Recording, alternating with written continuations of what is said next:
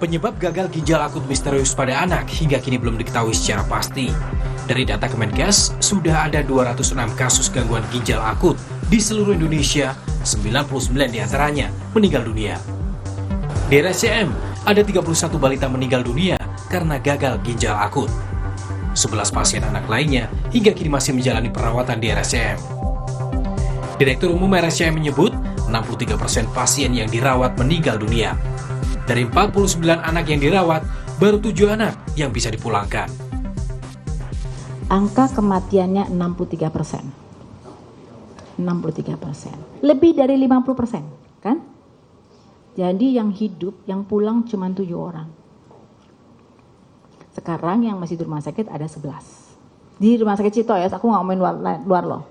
Jadi kalau dihitung berapa di nasional bukan ranah saya nggak tahu. Jadi mungkin kalau dikumpulkan, jangan-jangan rumah sakit ada yang lebih bagus dari kami, saya nggak tahu. Mudah-mudahan ada yang lebih bagus sehingga angkanya tidak sampai 63%. Kasus gagal ginjal akut yang terjadi saat ini adalah gagal ginjal akut atipikal atau gagal ginjal akut misterius. Penularan terjadi begitu cepat dan tiba-tiba dan tidak seperti kasus gagal ginjal pada umumnya.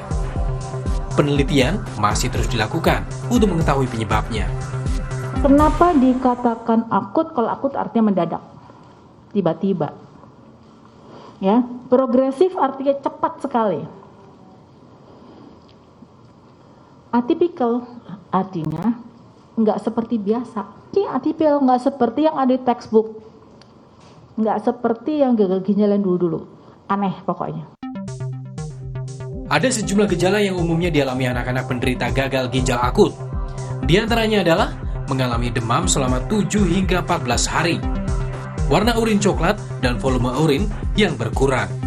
Pada pasien yang sudah pada tahap lanjut, kebanyakan dari mereka sudah tidak bisa buang air kecil.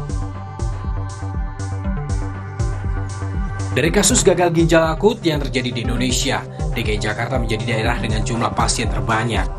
Hingga kini tercatat ada 71 laporan kasus gagal ginjal akut yang merupakan akumulatif dari bulan Januari hingga 19 Oktober 2022. Beriringan dengan penelitian yang berlangsung di Dinas Kesehatan DKI Jakarta juga mencari penyebab munculnya gagal ginjal akut ini. Salah satunya dengan persiapan laboratorium yang memadai dan meminta RSUD di Jakarta mengantisipasi lonjakan pasien.